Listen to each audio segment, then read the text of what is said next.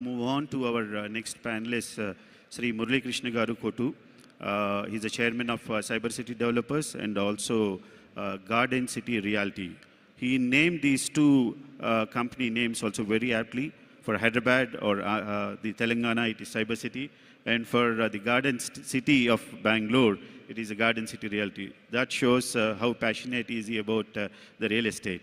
Now, he's from a food processing and manufacturing background, but had made forays into real estate and established his mark in real estate. He must definitely be following the key trends that are happening in the real estate sector. Maniki real estate sector ni drive chese major factor lo urbanization is on the top of the list. If you look at it, 1/3 of the population lives in urban cities, whereas 2/3 of the GDP comes from the urban cities. Not only that, 90% of the government revenues also come from the urban cities alone.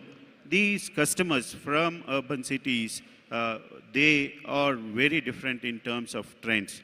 Now, coming to the word of trend, మన community గర్వంగా చెప్పుకోగలిగేది మనందరం కూడా trend follow అవ్వము, మనందరం trend set చేస్తామనేది. అలాగే మురళీకృష్ణ గారు కూడా he's been setting trends in terms of luxury housing అవనివ్వండి, sustainable constructions అవనివ్వండి, ఆర్ టెక్నాలజీ అడాప్షన్ అవ్వండి. ఈ లేటెస్ట్ ట్రెండ్స్ని ఏ రకంగా మీరు ఫాలో అవుతూ sorry thanks for letting me know about that. ఈ లేటెస్ట్ ట్రెండ్స్ని ఎప్పటికప్పుడు మీరు ఫాలో అవుతూ మీ బిజినెస్ని ఏ రకంగా మలుచుకుంటూ మీరు మీ మార్కెట్ పొజిషన్ కానీ మీ యొక్క గ్రోత్ టార్గెట్స్ని కానీ ట్రెండ్స్ తోటి ఏ రకంగా మీరు అలైన్ చేస్తూ ఉన్నారండి?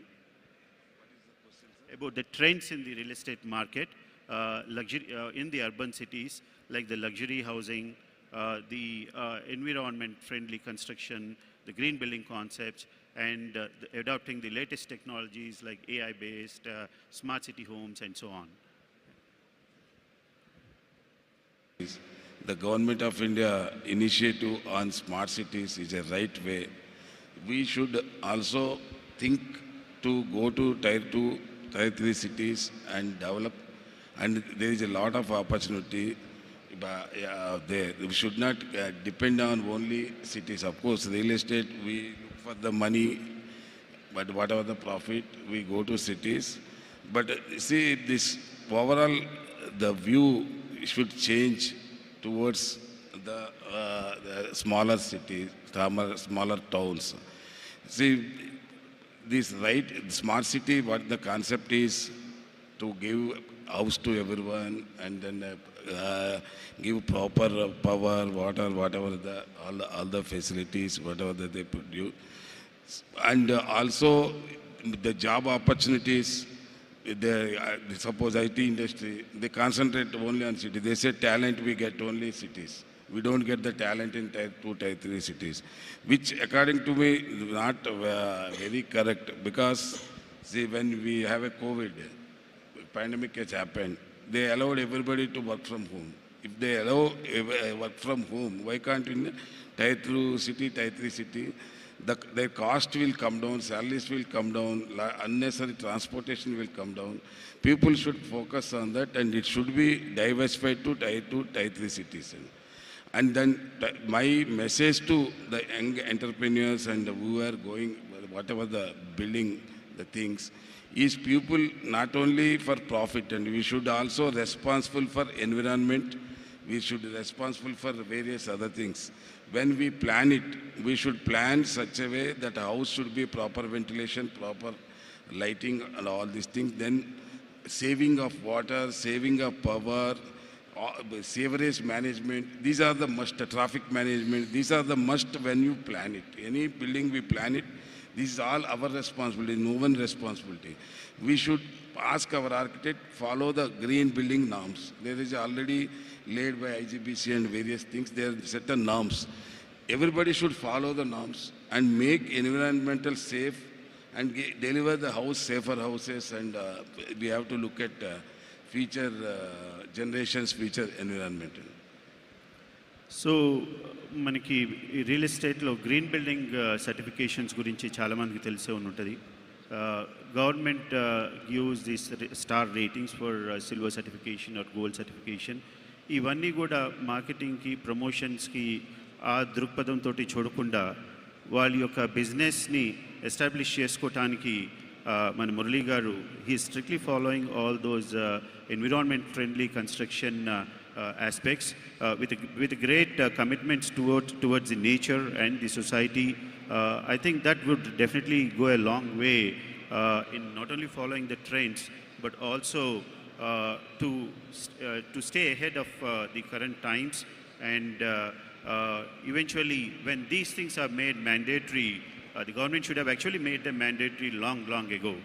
There's a lot of abuse of natural resources, especially if you look at the construction debris. It is one of the highest on par with the industrial debris, industrial pollution. So it's long pending to have the certifications mandatory, but leaders like Murali Garu are already following without such mandatory requirements. And I'm glad that you are complying with all the green building concepts and adopting to the latest technologies. Now coming to your experience in mixed use projects. Yeah. Usually మనము కొంతమంది builders residential అంటే రెసిడెన్షియల్లోనే they keep focusing only on the residential segment. But Murali గారు he is moved to mixed use, wherein within a single project there is residential, there is commercial, there is hospitality. How do you choose a particular site that it is suitable for a mixed use, and total extent lo residential ni enta portion, commercial ki enta portion, or hospitality or some other segment ki enta portion cheyachu? And each of these segments, I'm sure, have a different return on investments. Ultimately, as developers and investors, we all would like to take money back home in terms of good profits. ఈ mixed use ప్రాజెక్ట్స్లో what is the customer's acceptability for such projects, and what are the returns on investments? Can you elaborate a little on that? Sir, first and foremost, the selection of the site. We do the feasibility. We have some certain consultants and our own team to go under the feasibility of the site. First, site selection is very important, and the accessibility to the site to various. Can you just accessibility the site to various business like IT or any other industry we will evaluate, and with all the discussions with our experience, first we select the site. The site, now you asked the question of what is the percentage of the mixed use development. Mixed use development, that 80% will be always residential, sir. You know very well, one person required is 500-600 square feet to live in a house, and where for working he required 70-80 square feet. So that is the combination. 80% is residential required, that is the safer. Then second question is commercial. Commercial we put in the townships, so basically to avoid the transportation, avoid the congestion. It is a work from home kind of thing. The people can walk and go to their office and work. Third is necessities. Like this, the retail, school, hospital, then hotel is all necessity of the people who living in a township. See, township means there is a various townships which we develop. With that township, we are developing one township in Chennai, where we are developing 3,000 apartments kind of thing, where we have provided one small neighborhood mall, where there is already next door is a school. So we are trying to do in a clubhouse a certain kind of stay kind of thing, because that location is not suitable for the hotel kind of hospitality and all these things. And also we are providing kind of a feeder hospitals in our each projects. These big brands like Apollo and various brands, they're coming and setting up their feeder hospital. They immediate anything, they take care, and any emergency, they take them to their hospitals. This kind of facilities we are creating. So that combination, return on investment, of course, hospitality industry, the return is very low if you look at the investment and other thing. Residential basically take care of everything. Why we have to put a hospitality industries to elevate the place. that the landmark will come. So next to a five-star hotel, that is a kind of craze will be there. That is the reason also we have to put in a large, of course that hospitality also, we have to see the business viability. But the thing is that the margins we cannot expect much. It is basically we are providing a facility, amenity kind of thing. In a So in cities like Hyderabad, Bangalore, where the traffic issues are very severe, and most of the home buyers would like to have things like walk to work and have all the schooling, hospitals, hotels nearby. It definitely makes sense to look at mixed use projects, especially if you have, I think at least a 10-acre plot would be an ideal size to look at for a mixed-use projects, or even slightly smaller projects also have that potential to go for a mixed use. What is the size of the project that are ideal for mixed-use projects? Mixed use projects minimum required are 25 acres. Sir. 25 acres. 25 acres minimum required. Otherwise, it cannot be mixed use. Oh, okay. Meaning 25 to whatever it is, depending on the demand and other situation. Okay. Yeah. So now he had mentioned about tier 2, tier 3 cities and the potential in the tier 2, tier 3 cities. If you look at the opportunities in Andhra, now Amaravati, there are a lot of opportunities that are opening up. And Murali Garu has a very strong presence in Amaravati and rest of Andhra also. With the government's initiatives and the customer-friendly approach or the industry-friendly approach that the government is taking steps to boost the economy, what would be your suggestions for people to start projects in Amaravati? Sir, now government is going in the right direction. Now there is rapid development is happening in Amaravati. Also, they are not ignoring other cities. Now, Vizag also they declared as a financial capital. And they are also, in this Rayalaseema, the Tirupati side and all, they are talking about industrial cities kind of thing. See, Andhra is going in the right direction. Sir, Andhra, you know, it is by and large is a rich state. And we have a lot of opportunities there. And with this, there is a particularly real estate, there is a lot of opportunity. Now, Andhra government in Amaravati, they are almost spending now 50,000-60,000 crores on infra and various housing and these offices and all these things, which will give a very big opportunity for real estate developers.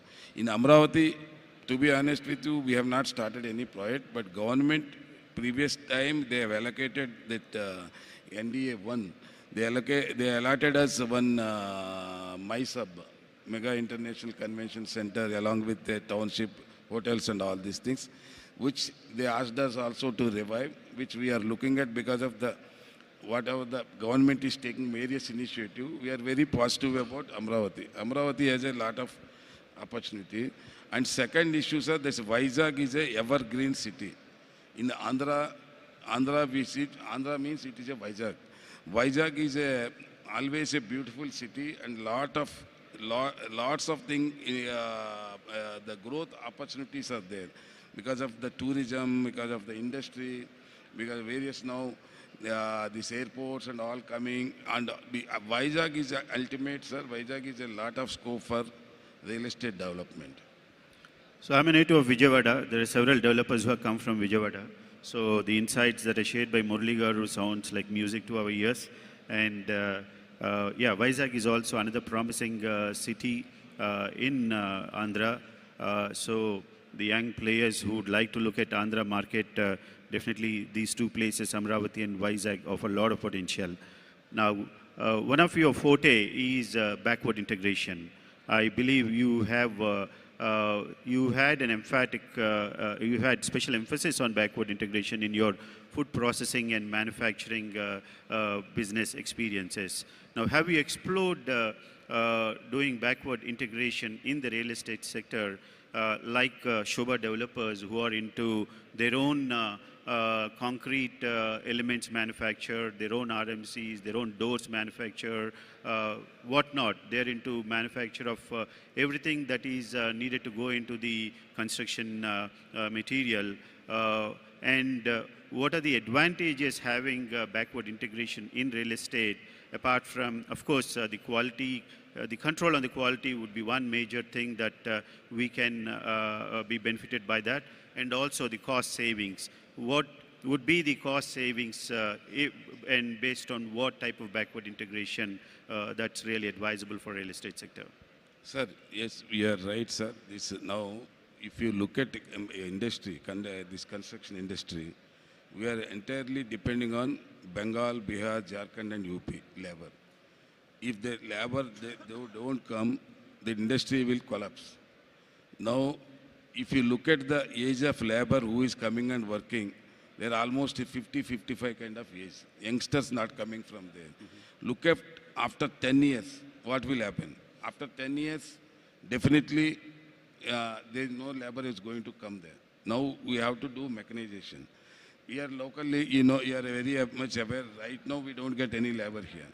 Now we brought one stage to a concrete wall stage, which we are successfully doing. Everybody is following. There is no other option today other than these concrete walls, that my aluminum shuttering. Now going forward, this labor also difficult to get. Going forward, definitely the precast is a second alternative. Now to set up the precast, anyhow we are in negotiation with takeover one biggest precast company in near the Bangalore and Tamil Nadu border. But ultimately that is now shut still. That banks and other settlements have not happened. There is a large capacity. But this precast also, it is not a rocket science. We can set up in our each site. It is a kind of very, very less labor. 5% of the existing labor we can manage. Entire thing is mechanized, and it is all cranes and all lift the buildings. Now, to backward integration, what you said, say builders like us and Umesh Garu and this all people, the problem is this windows, doors. Unless like Shobha, I have given example, it is very difficult to manage for two reasons, sir. One is a quality, timely delivery. Now RERA is there. RERA we can't delay. We can't afford to delay any project. So we have to deliver on time. To do all these things in time, we have to have a setup of back end everything. We have to have a doors factory. We have to have a windows manufacturing. We have to have a of course, precast, we have to have a MEP also. We are looking at how to synchronize the things. We have a plans to set up next 2-3 years, integrated fully, mechanized, kind of integrated own backward integration, entire thing on our own. This is what our plan, to give a proper quality. Cost effective may not be that much, but give a timely delivery and quality of product. This is what the things. This is ultimate. So not only that RERA requires timely completion of the projects, but developers are responsible for the workmanship and the quality of the materials for 5 years. We're supposed to cover the warranty for the 5 years after possession. So I think going for backward integration will give us that assurance that the products that are used are definitely complying to those requirements also. Now, one last question before I move on to Swapna Kumar Garu is about the adoption of technology and latest advancements. You were the first to introduce aluminum structures in Hyderabad. Yeah. You are the first to introduce aluminum structures in Hyderabad. And you are very passionate about adopting latest technologies. So after the success in introducing aluminum structures, what technologies or advancements are you looking at in following in your businesses or in your projects? As of now, precast we are looking, sir. As of now, precast. But let us see later what technologies come. Today, very advanced developed countries using this precast, because precast is environmental friendly and very labor intensity kind of thing, and easy to execute. See, my one we are putting 10 days a slab, 10 days a floor. Now with the precast we can do in 3 days a floor. So as of now we are looking at precast, but we don't know. The technology always can come many things. So this is what we are looking. So thank you, Murali Garu. I'll come back to you. Now, Swapna Kumar Garu, who is the chairman of, managing director of Honor Ventures, who's made some remarkable surge in the sales in the Hyderabad market. I have a few questions for you, Swapna Kumar